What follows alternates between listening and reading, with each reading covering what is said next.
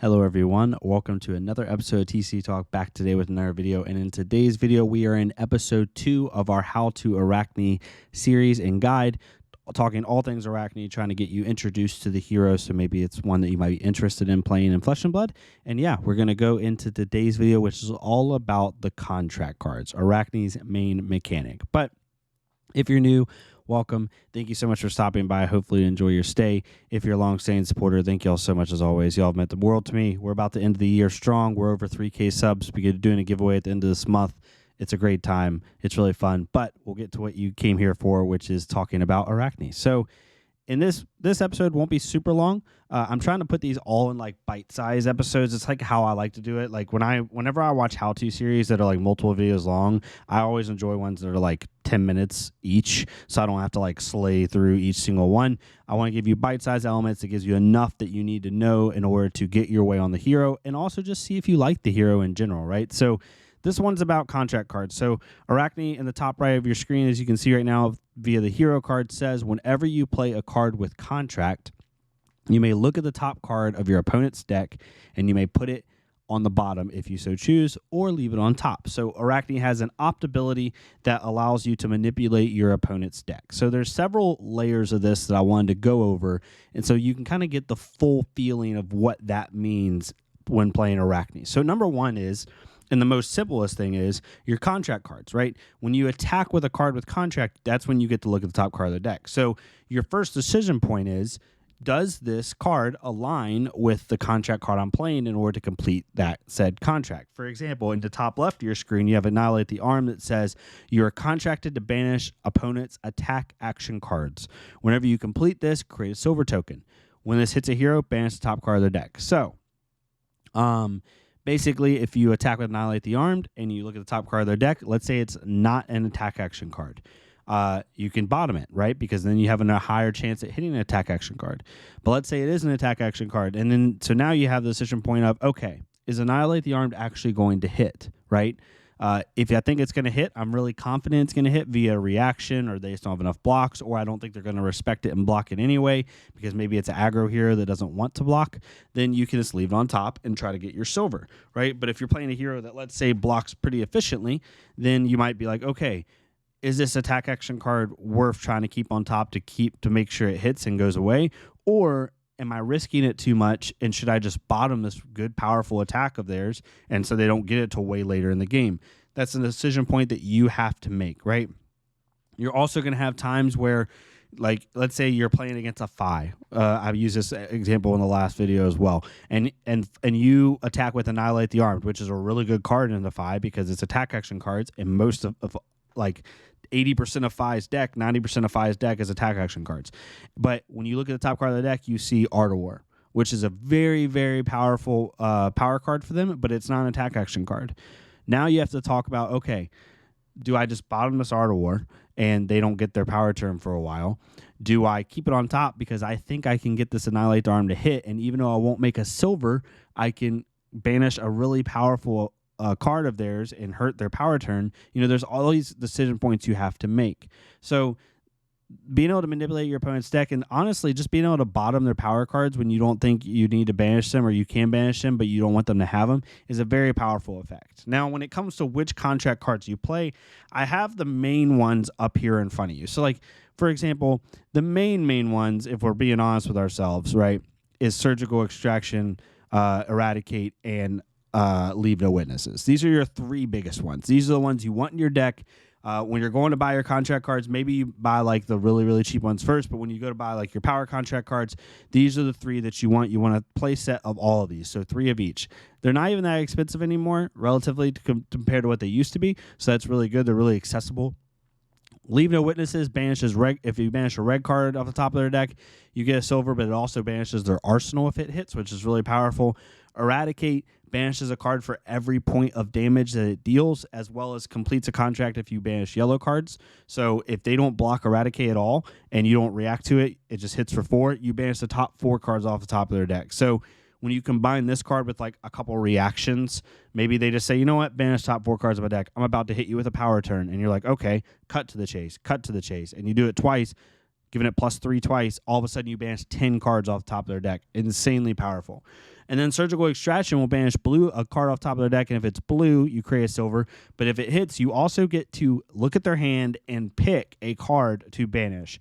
Now, you can either pick another blue card to generate another silver or banish their most powerful card, which is typically what you do. So Leave No Witnesses affects their arsenal. Eradicate just affects a lot of cards off the top of their deck. And Surgical affects their hand. These are the powerful cards that your opponent kind of has to respect or should respect. They don't always, every time they see them. So those are your big ones. Your other kind of, staple, your meat and vegetables, right, of your power cards are the ones you see in front of you. The top three are really good.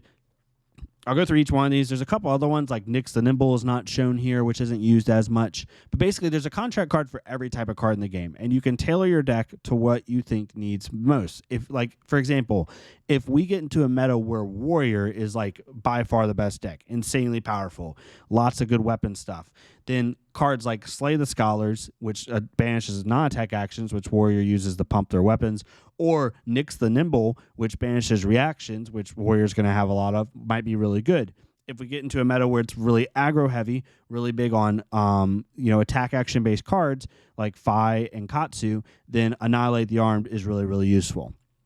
And then finally, if we get into a meta where it's like Bravo and even Prism and like these decks that have high cost cards, then a card like Rob the Rich, which says you're contracted to banish cards with cost 2 or greater if you do create a silver, that's where Rob the Rich comes in. So you can see it, there is a contract card for every single type of card in the game. It's up to you to decide on what contract card is best for you. Now, I'm going to link a link down below of a local named John, who's Edison is how you pronounce it in the Discord, who has made basically a Google sheet talking about the hit rates of certain contract cards as well as the chance of it generating silver. If you have questions, a little bit hard to read if you don't have context, but it is a useful tool. Basically, in my opinion, there's 3 main contract cards outside of your power cards that are very good to have. Really, 3.5. I'll talk about the 4th one. So the first one is Annihilate the Arm in the top left of your screen. It banishes attack action cards.